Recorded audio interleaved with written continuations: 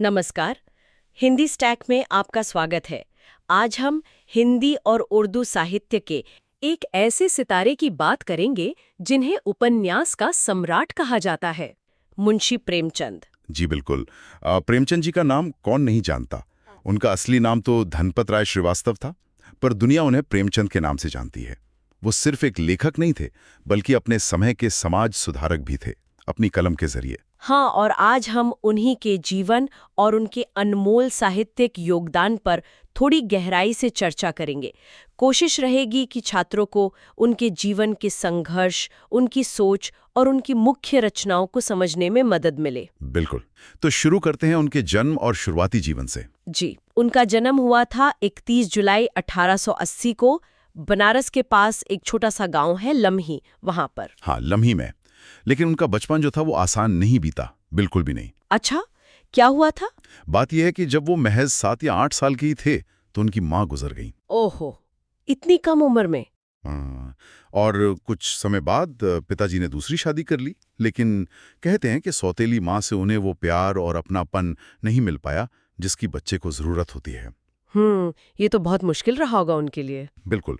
और ऊपर से परिवार की आर्थिक स्थिति भी अच्छी नहीं थी, मतलब गरीबी ने बचपन से ही घेर रखा था। तो जाहिर है शिक्षा में भी बहुत दिक्कतें आई होंगी। हाँ, बहुत ज्यादा। पढ़ने का शौक तो उन्हें बचपन से था, बहुत तेज थे पढ़ने में, लेकिन घर की हालत ऐसी नहीं थी कि आसानी से पढ़ पाते। सुना है कि मैट्रिक की पढ़ाई के लिए उन्हें कई मील पैदल चलकर बनारस जाना पड़ता था, नंगे पांव भी। हाँ, ये बातें सुनने में आती हैं। संघर्ष बहुत था। और फिर जब वो करीब 16 साल के थे, तब उनके पिताजी भी नहीं रहे। अब पूरे घर का बोझ, जिसमें उनकी सौतेली माँ और उनके बच्चे भी शामिल थे, वो सब धनपत राय यानी प्रेमचंद पर आ गया। कल्पना करना भी मुश्किल है, उस उम्र में तो खेलने कूदने पढ़ने लिखने के दिन होते हैं। सही कहा। घर चलाने के लिए, गुजारा करने के लिए उन्हें एक बार अपनी कोट और कुछ किताबें तक बेचनी पड़ी थी। ये सुनकर तो मन भारी हो जाता है। बिल्कुल। बाद में उन्हें एक स्थानीय स्कूल में पढ़ाने का काम मिला, करीब 18 रुपए महीने पर। तब जाकर थोड़ी राहत मिली। इतने संघर्षों के बीच उनके निजी जीवन, मतलब विवाह वगैरह, वो कैसा रहा? देखिए, उनकी पहली शादी तो बहुत ही कम उम्र में हो गई थी, करीब 15 साल की उम्र में। वो भी पिताजी ने ही तय की थी। लेकिन वो शादी सफल नहीं रही, चली नहीं। शायद उम्र का तकाजा था या शायद विचारों का मेल नहीं था। कारण जो भी रहा हो, वो रिश्ता ठीक से निभ नहीं पाया। और फिर पिताजी के देहांत के बाद तो जिम्मेदारियां और बढ़ गई होंगी। हाँ बिल्कुल। घर का पूरा भार उन पर था। फिर करीब 1905-06 में उन्होंने दूसरा विवाह किया, शिवरानी देवी से। शिवरानी देवी, वो तो बाल विधवा थी, है ना? जी। उस जमाने में ये एक बहुत बड़ा और साहसी कदम था, एक बाल विधवा से विवाह करना। लेकिन शिवरानी देवी उनके जीवन में एक स्थिरता लेकर आईं। वो ना सिर्फ उनकी पत्नी बनी, बल्कि उनकी साथी, उनकी हिम्मत भी बनी। हाँ, मैंने पढ़ा है कि शिवरानी देवी ने बाद में प्रेमचंद घर में नाम से उनकी जीवनी भी लिखी थी। बिल्कुल सही। जिससे उनके घरेलू जीवन और व्यक्तित्व के बारे में काफी कुछ पता चलता है। तो इन सब व्यक्तिगत और आर्थिक संघर्षों के बीच उनके अंदर का लेखक कब और कैसे पनपा, लिखने की शुरुआत कैसे हुई? कहते हैं कि महज 13 साल की उम्र से ही उन्होंने लिखना शुरू कर दिया था। शुरुआत में उन्होंने कुछ नाटक लिखे, फिर उर्दू में उपन्यास लिखने लगे। उस समय उर्दू का चलन ज्यादा था। उनका एक शुरुआती उपन्यास था असरारे माआबिद, जिसका मतलब है देवस्थान रहस्य। ये 1901 के आसपास एक पत्रिका में धारावाहिक के रूप में छपा था। अच्छा, तो शुरुआत उर्दू से हुई। जी। और तब वो नवाब राय के नाम से लिखते थे। हाँ, ये नवाब राय से प्रेमचंद बनने की कहानी भी बड़ी दिलचस्प है, सोजे वतन वाला मामला। हाँ बिल्कुल। 1908 में उनका एक कहानी संग्रह आया उर्दू में ही, जिसका नाम था सोजे वतन। सोजी वतन का मतलब है देश का दर्द। इसमें देशभक्ति की भावना से भरी कहानियां थी। और अंग्रेज सरकार को ये बात पसंद नहीं आई होगी। बिल्कुल नहीं आई। उस समय देश में आजादी की लहर उठ रही थी। सरकार को लगा कि ये कहानियां लोगों को भड़का रही हैं, ये बागियाना है। तो उन्होंने क्या किया? उस समय के हमीरपुर के जिला कलेक्टर ने उन्हें तलब किया। उन पर राजद्रोह का आरोप लगाया गया और सूजी वतन की जितनी भी प्रतियां मिली उन्हें जब्त करके जला दिया गया। ये तो बहुत बड़ा झटका रहा होगा उनके लिए। बहुत बड़ा। ना सिर्फ उनकी किताब जलाई गई, बल्कि नवाब राय के नाम से लिखने पर पाबंदी भी लगा दी गई। एक तरह से उनकी कलम पर पहरा बैठा दिया गया। तब फिर उन्होंने प्रेमचंद नाम कैसे अपनाया? उनके एक दोस्त थे और उर्दू के मशहूर पत्रिका जमाना के संपादक मुंशी दयानारायण निगम, उन्होंने ही सलाह दी कि भाई नाम बदल कर लिखो, लिखना मत छोड़ो। और उन्होंने ही प्रेमचंद नाम सुझाया। अच्छा, तो ये नाम मुंशी दयानारायण निगम का दिया हुआ है। जी, और फिर प्रेमचंद के नाम से उनकी पहली कहानी बड़े घर की बेटी दिसंबर 1910 में ज़माना पत्रिका में ही छपी, और यहीं से उनकी हिंदी साहित्य की यात्रा भी एक तरह से मजबूत हुई। हाँ, क्योंकि हिंदी में उन्हें असली पहचान तो बाद में मिली, शायद सेवा सदन से। बिल्कुल, सेवा सदन जो 1918 में आया, वो हिंदी में उनका पहला प्रमुख उपन्यास माना जाता है, और इसने आते ही हिंदी जगत में तहलका मचा दिया था। ऐसा क्या खास था सेवा सदन में? देखिए, सेवा सदन ने उस समय के एक बहुत ही संवेदनशील और अनदेखे मुद्दे को उठाया, समाज में स्त्रियों की दशा और वेश्यावृत्ति की समस्या, और फिर समाज उसे कैसे देखता है, ये सब बहुत साहस के साथ उन्होंने दिखाया। ये तो वाकई बहुत बड़ी बात थी उस जमाने के हिसाब से। जी, इसने प्रेमचंद को रातों रात हिंदी पाठकों के बीच मशहूर कर दिया, और ये भी तय कर दिया कि प्रेमचंद अब सामाजिक मुद्दों पर खुलकर लिखेंगे। और यहीं से उनके साहित्य में वो आदर्शोन्मुख यथार्थवाद वाली बात आती है, जिसकी चर्चा अक्सर होती है। ये शब्द थोड़ा भारी लगता है, आदर्शोन्मुख यथार्थवाद, लेकिन इसका मतलब सरल है। यथार्थवाद मतलब समाज की सच्चाई, गरीबी, शोषण, अन्याय, जो जैसा है उसे वैसा दिखाना, बिना किसी पर्दे के। और आदर्शोन्मुख? आदर्शोन्मुख मतलब उस सच्चाई को दिखाते हुए भी कहीं ना कहीं एक उम्मीद जगाना, एक नैतिक रास्ता दिखाना, या एक बेहतर समाज का सपना दिखाना। मतलब वो सिर्फ समस्या बताकर नहीं छोड़ते थे, बल्कि एक समाधान की ओर, एक आदर्श की ओर इशारा भी करते थे। अच्छा, तो मतलब रियलिटी दिखाते थे पर एक पॉजिटिव मैसेज के साथ। हाँ, कुछ ऐसा ही समझ लीजिए।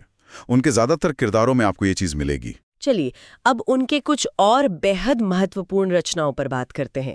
गोदान का जिक्र तो सबसे पहले आता है। गोदान तो खैर हिंदी साहित्य का सबसे मजबूत स्तंभ है। 1936 में आया, ये उनका आखिरी पूरा उपन्यास था। इसे भारतीय किसान जीवन का महाकाव्य कहा जाता है। क्यों?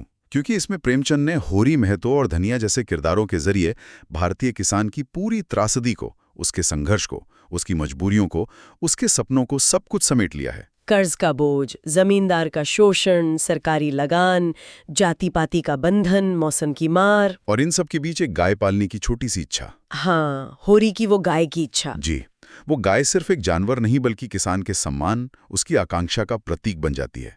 गोदान पढ़कर लगता है कि आप उस समय के उत्तर भारत के किसी गांव में पहुंच गए हैं। इतना सजीव चित्रण है। और ये आज भी उतना ही सच लगता है कई मायनों में। बिल्कुल, इसीलिए प्रेमचंद कालजयी हैं। गोदान सिर्फ एक उपन्यास नहीं, एक सामाजिक दस्तावेज में। गोदान के अलावा गबन भी काफी लोकप्रिय उपन्यास है। हाँ, गबन मध्यवर्गीय समाज की कहानी है। दिखावा, झूठी शान और उसके लिए नैतिक पतन।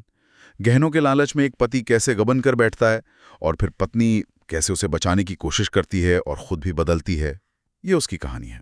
इसमें भी उन्होंने समाज की एक नब्ज पकड़ी है। जी, फिर निर्मला है, जो अनमेल विवाह और दहेज प्रथा के दुखद परिणामों को दिखाता है।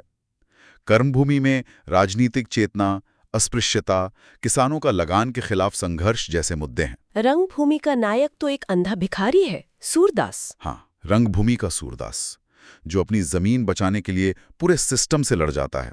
ये दिखाता है कि प्रेमचंद के नायक सिर्फ बड़े लोग नहीं, बल्कि समाज के सबसे कमजोर तबके के लोग भी हो सकते थे, जिनमें अदम्य साहस होता था। और उनकी कहानियां, उनकी तो गिनती ही नहीं, लगभग 300 कहानियां लिखी उन्होंने। जी हाँ, और एक से बढ़कर एक। कफन, पूस की रात, ईदगाह, पंच परमेश्वर, नमक का दारोगा, ठाकुर का कुआं, दो बैलों की कथा, शतरंज के खिलाड़ी, क्या क्या गिनाए। ईदगाह का हामिद और उसका चिमटा तो शायद हर किसी को याद होगा। बिल्कुल, या पूस की रात का हल्कू और उसका कुत्ता जबरा, या कफन के घीसू और माधव। उनकी कहानियां छोटी होकर भी बहुत गहरा असर छोड़ती हैं। वो आम आदमी की कहानी कहते थे, उसकी भाषा में। ये सारी कहानियां बाद में मानस सरोवर नाम से संकलित हुई है ना? जी, 8 खंडों में। जी, उनके देहांत के बाद ये संकलन मानस सरोवर के नाम से प्रकाशित हुए। उन्होंने लेखन के अलावा और क्या क्या किया?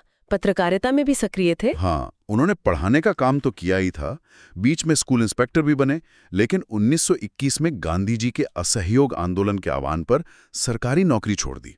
देश प्रेम उनमें कूट कूट कर भरा था। फिर उन्होंने पूरी तरह लिखने और पत्रकारिता को अपना लिया। उन्होंने मर्यादा, माधुरी, चांद जैसी पत्रिकाओं का संपादन किया, और फिर अपनी खुद की पत्रिकाएं भी निकाली। हंस 1930 और जागरण 1932। हंस तो आज भी एक प्रतिष्ठित साहित्यिक पत्रिका है। हाँ, वही हंस प्रेमचंद ने शुरू की थी। हालांकि इन पत्रिकाओं को चलाने में उन्हें बहुत आर्थिक नुकसान उठाना पड़ा। वे लगातार घाटे में रहे। मतलब आर्थिक संघर्ष जीवन भर उनका पीछा नहीं छोड़ा। नहीं छोड़ा। लेखन से कभी बहुत पैसा नहीं कमा पाए। सिनेमा में भी हाथ आजमाया था उन्होंने। सुना है बंबई गए थे कुछ समय के लिए। हाँ, 1934 में गए थे। अजंता सिनेटोन कंपनी के लिए कहानी लिखने का काम मिला था। उन्होंने मजदूर नाम की एक फिल्म की कहानी और संवाद लिखे। कहते हैं उस फिल्म में उन्होंने एक छोटा सा रोल भी किया था। अच्छा, वो एक्टर भी बने। उन्हें वहां का माहौल पसंद नहीं आया। उन्हें लगता था कि सिनेमा में साहित्य जैसी गहराई और वैचारिक स्वतंत्रता नहीं है। वो बस पैसा कमाना चाहते हैं। तो वो जल्दी ही वापस लौट आए। जी, साल भर के अंदर ही वो मोहभंग होकर वापस बनारस लौट आए। लेकिन बाद में उनकी रचनाओं पर तो काफी अच्छी फिल्में बनी। हाँ, बिल्कुल। सत्यजीत रे ने शतरंज के खिलाड़ी 1977 और सदगति 1981 बनाई, जो क्लासिक मानी जाती हैं। मृणाल सेन ने तेलुगु में ओकाउरी कथा बनाई, जो कफन पर आधारित थी। इन फिल्मों ने प्रेमचंद के काम को एक नए दर्शक वर्ग तक पहुंचाया। और 1936 में उन्होंने प्रगतिशील लेखक संघ के पहले अधिवेशन की अध्यक्षता भी की थी, लखनऊ में। जी हाँ, ये उनके जीवन की एक बहुत महत्वपूर्ण घटना है। प्रगतिशील लेखक संघ का मानना था कि साहित्य को समाज से जुड़ना चाहिए, उसे सामाजिक बदलाव का हथियार बनना चाहिए। और प्रेमचंद इस विचार के सबसे बड़े पैरोकार थे। उस अधिवेशन में दिया गया उनका अध्यक्षीय भाषण आज भी बहुत प्रासंगिक माना जाता है। उन्होंने कहा था कि साहित्यकार का लक्ष्य केवल महफिल सजाना और मनोरंजन करना नहीं है, बल्कि उसे देशभक्ति और राजनीति के पीछे चलने वाली सच्चाई भी दिखाना चाहिए। बिल्कुल। वो मानते थे कि साहित्य मशाल की तरह है जो समाज को रास्ता दिखाता है। इतना कुछ करने के बाद, इतने संघर्षों और उपलब्धियों भरा जीवन जीने के बाद उनका अंत कैसे हुआ? जीवन भर की मेहनत, तनाव और आर्थिक तंगी ने उनके शरीर पर असर डाला था। वो काफी समय से बीमार चल रहे थे। उन्हें पेट की गंभीर बीमारी हो गई थी, जिसे जलोदर या ड्रॉप्सी कहते हैं। इलाज चलता रहा, लेकिन स्थिति बिगड़ती गई और 8 अक्टूबर 1936 को वाराणसी में अपने घर पर ही उनका निधन हो गया। उम्र ज्यादा नहीं थी उनकी। नहीं, सिर्फ 56 साल के थे वो। और जाते जाते भी वो लिख रहे थे। उनका आखिरी उपन्यास मंगलसूत्र अधूरा रह गया। मंगलसूत्र, हाँ, जिसे बाद में उनके बेटे अमृत राय ने पूरा किया, जिन्होंने कलम का सिपाही नाम से प्रेमचंद की बहुत विस्तृत जीवनी भी लिखी है। ये हिंदी साहित्य के लिए वाकई एक अपूरणीय क्षति थी। निसंदेह एक युग का अंत हो गया। इसीलिए 1918 से 1936 तक के हिंदी उपन्यास और कहानी के दौर को प्रेमचंद युग भी कहा जाता है। तो अगर हम उनकी विरासत को समेटना चाहें तो क्या कहेंगे? देखिए, प्रेमचंद सिर्फ एक लेखक नहीं थे। वो एक विचारक थे, समाज सुधारक थे, आम आदमी की आवाज थे। उन्होंने हिंदी कहानी और उपन्यास को एक नई दिशा दी, उसे यथार्थ से जोड़ा, उसे सामाजिक सरोकारों का माध्यम बनाया। उनकी रचनाएं उस समय के भारत का जीता जागता दस्तावेज हैं। और उनकी प्रासंगिकता आज भी कम नहीं हुई है। बिल्कुल भी नहीं। गरीबी, शोषण, जातिवाद, सांप्रदायिकता, महिलाओं के अधिकार, किसानों की समस्याएं, जिन मुद्दों पर उन्होंने लिखा, उनमें से कई आज भी हमारे समाज में मौजूद हैं। इसीलिए प्रेमचंद आज भी पढ़े जाते हैं और पढ़े जाते रहेंगे। उनकी याद में सरकार ने डाक टिकट भी जारी किया था। जी, 1980 में उनके जन्म शताब्दी वर्ष पर गोरखपुर में प्रेमचंद साहित्य संस्थान है। उनकी गांव लम्ही में उनका स्मारक है। लेकिन सबसे बड़ी श्रद्धांजलि तो यही है कि हम उनके साहित्य को पढ़ें और उनके दिखाए रास्ते पर चलने की कोशिश करें। बिल्कुल सही कहा। तो ये थे मुंशी प्रेमचंद, संघर्षों से तप कर निकले, आम आदमी के दुख दर्द को अपनी कलम से अमर कर देने वाले उपन्यास सम्राट। जी। और हम अपने श्रोताओं के लिए एक सवाल छोड़ जाते हैं। आपकी नज़र में प्रेमचंद की कौन सी रचना आपको सबसे ज़्यादा प्रभावित करती है और क्यों? या फिर क्या आपको लगता है कि जिन समस्याओं पर प्रेमचंद ने लिखा वो आज भी उतनी ही गंभीर है? इस पर सोचिएगा ज़रूर। सुनने के लिए धन्यवाद। अगर आप प्रेमचंद की किसी उपन्यास या कहानी पर और विस्तार से चर्चा चाहते हैं तो हमें कमेंट में ज़रूर बताएं। साथ ही अगर आपको 10वीं से 12वीं या हिंदी BA MA की परीक्षा से जुड़े किसी भी टॉपिक पर मदद चाहिए तो hindistack.com वेबसाइट पर ज़रूर जाएं। वहाँ हर विषय पर नोट्स उपलब्ध हैं। अगर ये चर्चा अच्छी लगी हो तो लाइक करें, सब्सक्राइब करें और अपने दोस्तों के साथ शेयर करना ना भूलें।